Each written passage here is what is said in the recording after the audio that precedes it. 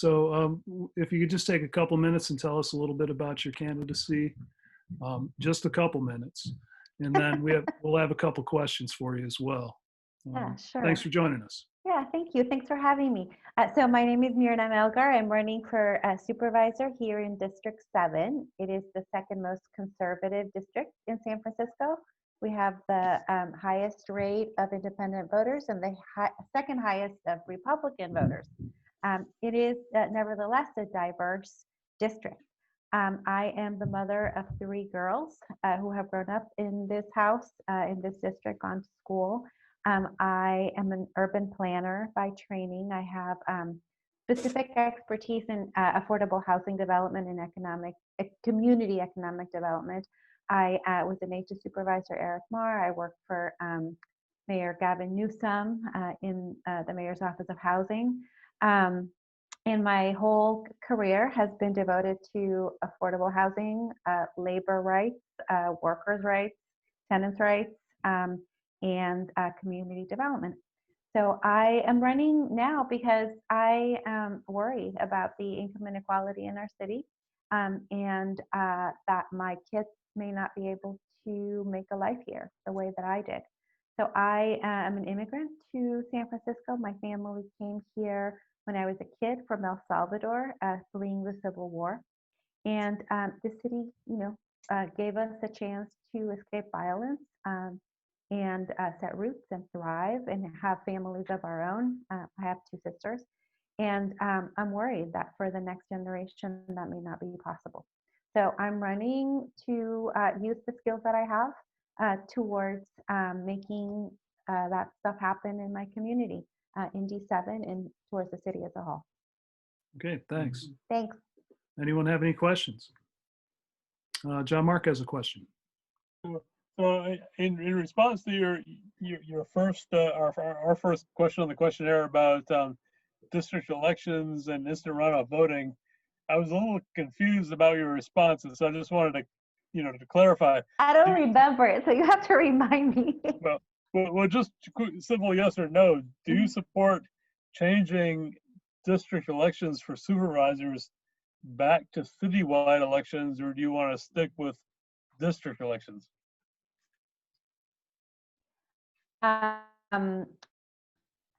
So I want to stick with district elections. Did I put something else there? Well, it just was kind of unclear. You were talking about the lack of representation under district elections. Oh, I do. I remember this.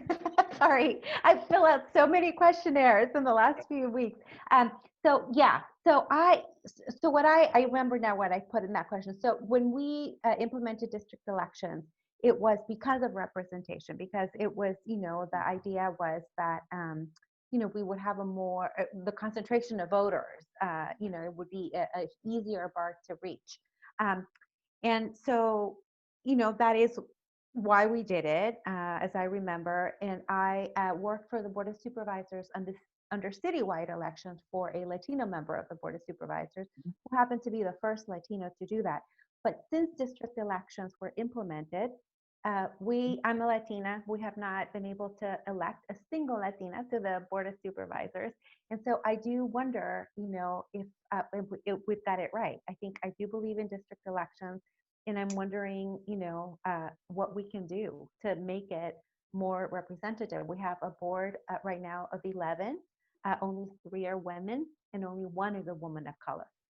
And right. I don't think that's right. And so I do think that, maybe we need to revisit how we do things. Yeah, it is sad that we didn't elect Renee Saucedo. Yeah. We strongly supported her. So. Was a dear friend. Yeah. Right. Yes.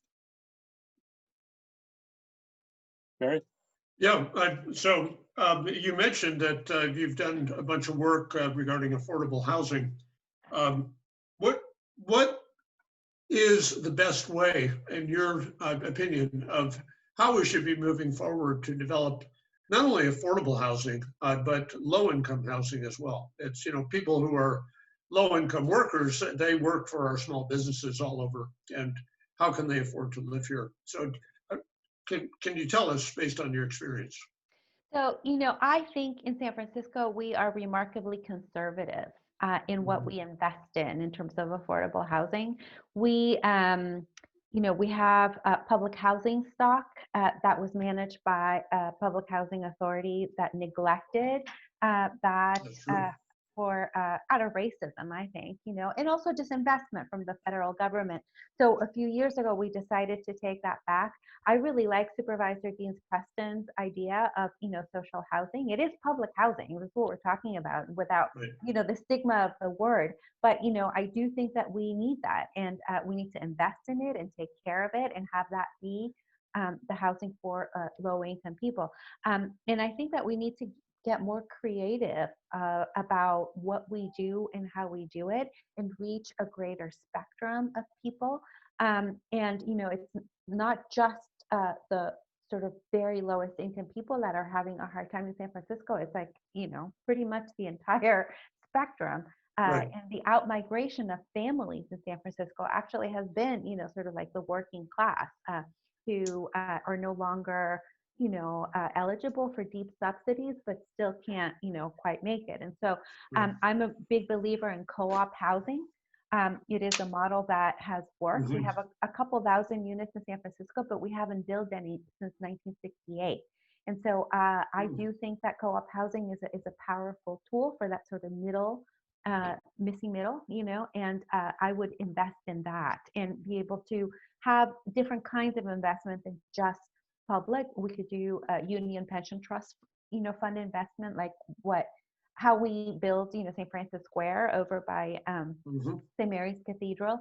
And those are good models for like middle class folks, because you can own it together rather than having individual ownership of a unit. Perhaps they're a public bank. There you go. Do you like public banks? Yes.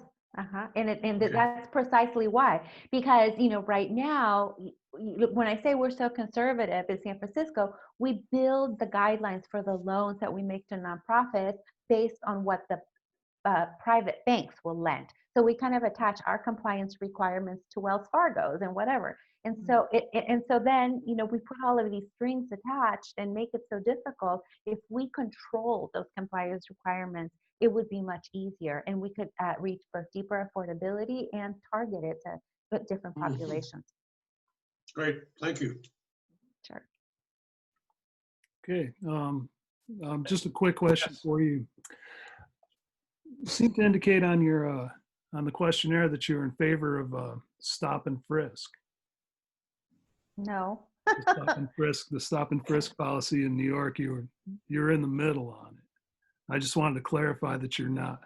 No. Okay. I wonder, there was something about, but there was also, an issue with the text, I sent it to you in a PDF and then we translated it. Yeah. So I wonder if something got off there. I hope you have something lost in translation. We'll I forget do about not. that.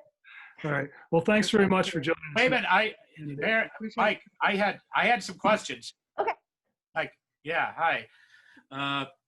Yes, actually, Barry sort of took stole some of my thunder on the public bank. That was going to be one of my questions. So instead, I have two questions. First of all, oh boy, where.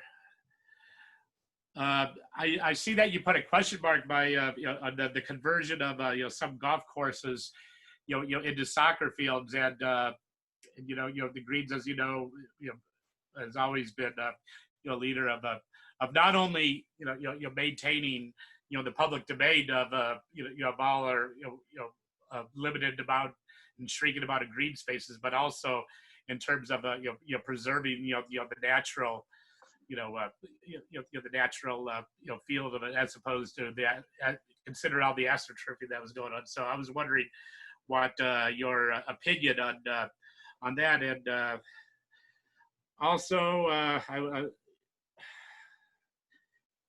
you can answer that question first, and then I'll formulate then as your answer, then I'll formulate the second. Yeah. So the question mark was because I think.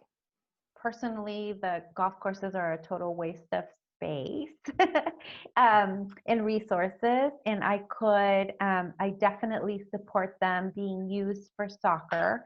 My question mark was because I also know that they employ a lot of people, and specifically their Teamster union members, and I'm a solid, union supporter. So I would want to know what we would do with those employees before I would be like, yeah, let's do it. For the past 6 years, I worked at the Jamestown Community Center, which is an organization that provides low-income kids with educational opportunities. And we have the largest soccer program in the mission, and we're always short on space for soccer because we compete with the clubs whose parents can pay a lot of money for their kids to play soccer. So I'm definitely in favor of opening up spaces for kids to play instead of, rich adults. So, but my question is like, what do we do with those employees? And, can they like transition into a different use of the space in a way that respects their wages and salaries and all that? So. And also, you would stand against any proposed or actual development in terms of you would be against astroturfing. So that I'll give you a background on that question because that had came a few years ago, and I think that it's a difficult question for some folks. And for me it is because when that question came up, it was proposition, was it H or I, with the astroturfing at the soccer fields behind the beach chalet? Yeah, it's okay. So all the parents at the Jamestown Community Center were totally for it. They were for it because for a low-income parent who lives in a Bayview or the Mission, when your only choice is to go on AstroTurf or be on asphalt, a lot of the parents supported the AstroTurfing because it gave. Yeah, I'm sorry, Myrna. I'm going to have to cut you off. I'm sorry. I'm going to run out of time in the meeting. Yeah. But Okay. we do appreciate you stopping in.